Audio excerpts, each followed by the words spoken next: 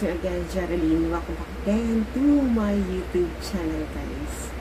At ngayon, mag-unbox tayo ng aking in-order na gaming chair sa TikTok, guys. Ito na yung pinapangarap ko talaga na upuan, guys, ever since talaga. Nung simula ako na vlogging, ayun, guys. Nakuha ko to kasi nga, guys, na may kinuha akong commission sa pagti-TikTok affiliate, guys. And then, akala ko makulang na yung pera, guys, kasi nga, yung binili ko yan is mura lang, guys, as in. Samantala sa ibang market, sobrang mahal. Yung pinakababa is 2,623 yun, guys. Yung yan sa TikTok ko, guys, in order. As in, mura lang talaga siya, guys. As in, before ako mag-proceed sa aking video, guys, I want you to like, share, and please subscribe to my channel. And please don't forget always to click the notification bell button so that every time na may bago akong videos, it notifies you, guys. Ayun na, guys, tara na, mag-unbox na ako. So, super excited na po ako mag-unbox ng aking gaming chair.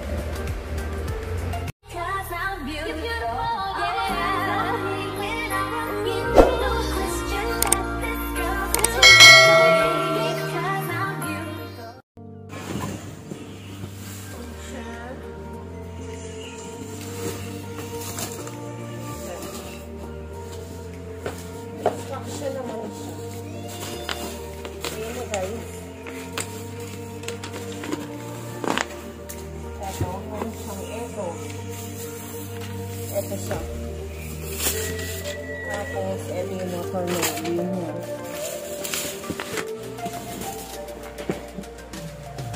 Dami niyang ano. Meron siyang ganito.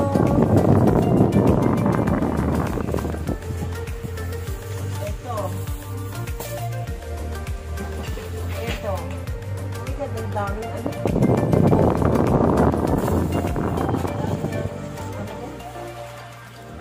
Asin, sobrang dami. Yan, guys, yung link ko kung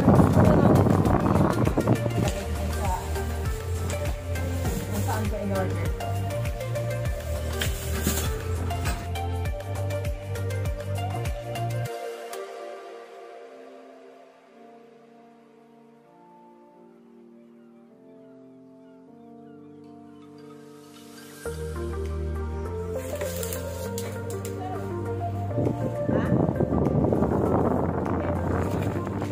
Itong manual niya, oh.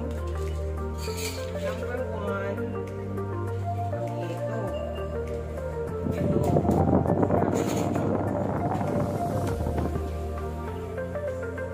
Please natin nilagay ito.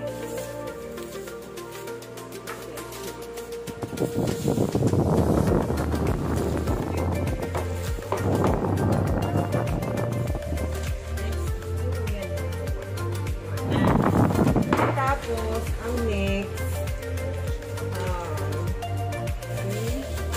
ano yung mahaba?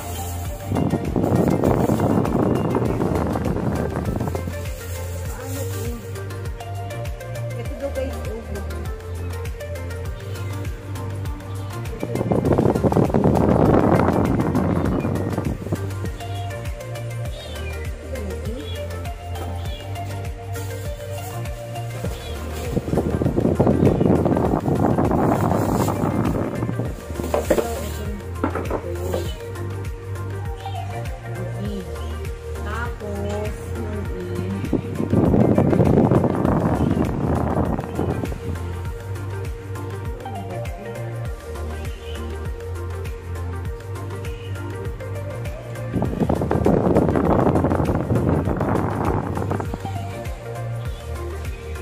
Number 2 daw. Ano number 2?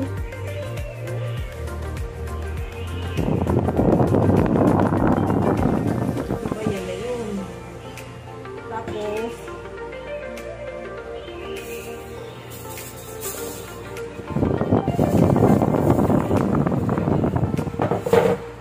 ito muna, guys. Ano yung gagawin dito?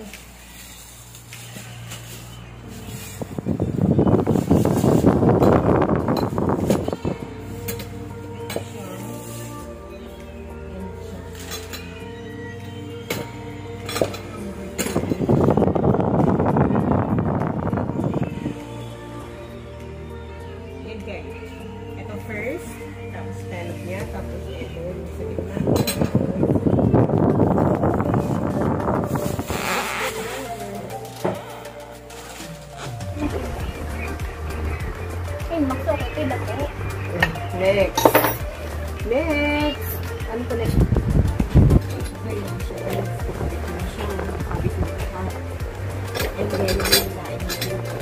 Kasi ito yung patungan. Ayan guys, ang next natin na ikabit is ang patungan ng paa guys. Ayan siya. May dalawa siyang screw. Ayan. Nalilito pa ako guys kung paano yung position niyan.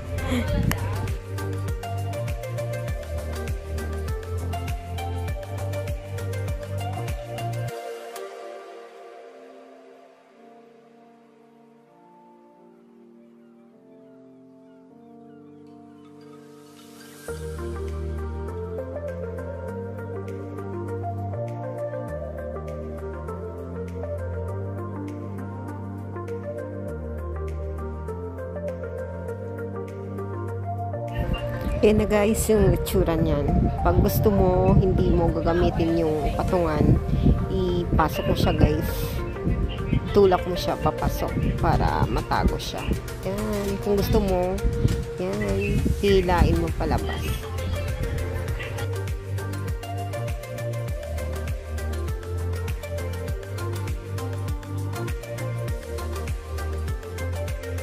Ayan guys, yung pin na yan, dyan natin ikabit yung tatlong tornilyo guys ng backrest guys. Bali dyan natin ikabit yung backrest guys. Yan siya. Then after nyan, ilagay natin yung backrest. Tapos after nyan, ilagay na natin yung tornilyo. Kailangan ano siya, pantay siya dun sa butas guys ng backrest para doon natin ikabit ang ating tornilyo guys. Kailangan talaga ipantay natin yung butas ng T tapos yung sa backrest.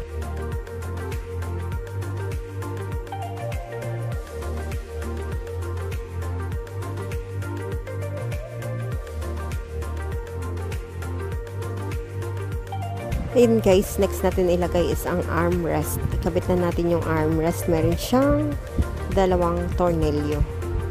Yan, ikakabit na natin siya. Make sure ang ating armrest is naka-exact talaga siya guys. Kasi meron talagang dalawang armrest sa left at saka sa right. Kailangan maging tama kung sa right yung gagamitin natin na armrest. Kung sa left din na armrest yung ikabit natin guys.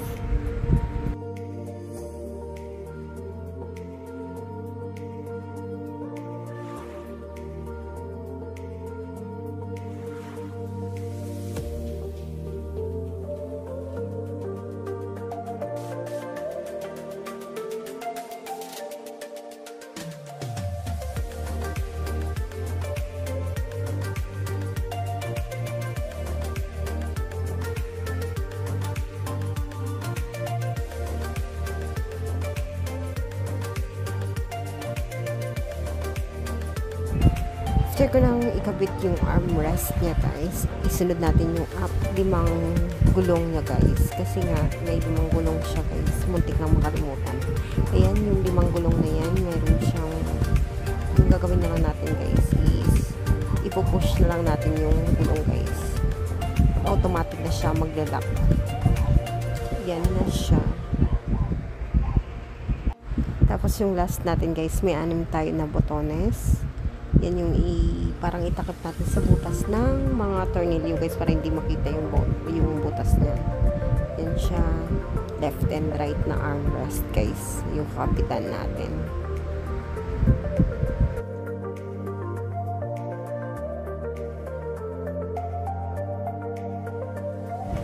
At syempre, ang hindi natin makakalimutan ay ang detachable pillows guys. Yan yung sa head and back niya. Tapos, kabit natin yan guys. After yan is, tawag dyan guys is ang waist pillows. Detachable waist pillows.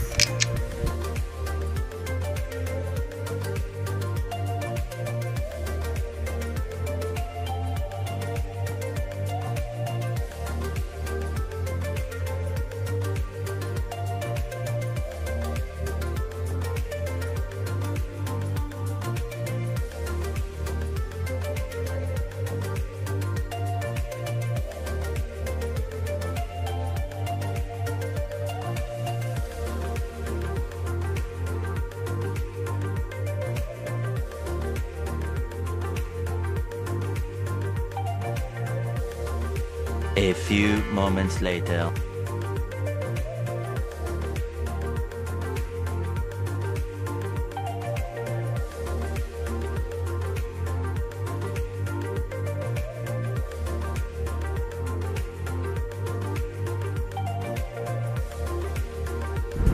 Yan guys, yung tinatawag natin ng tilt seat adjuster.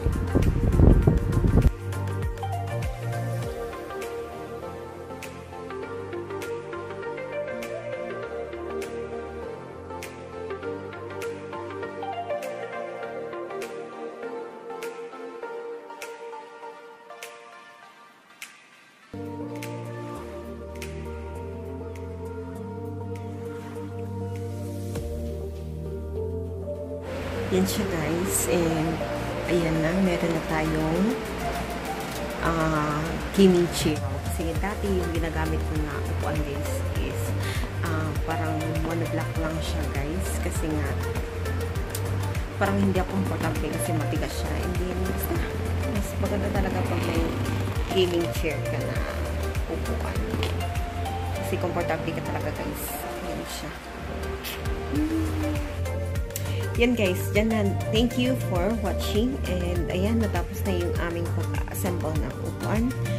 Before I end this video, I want you to like, share my video, and please subscribe to my channel. And please don't forget always to click the notification bell button so that every time na may bago akong video, magno-notify sa inyo guys. Thank you for watching guys. I hope nag-enjoy po kayo, and go again on my next vlog.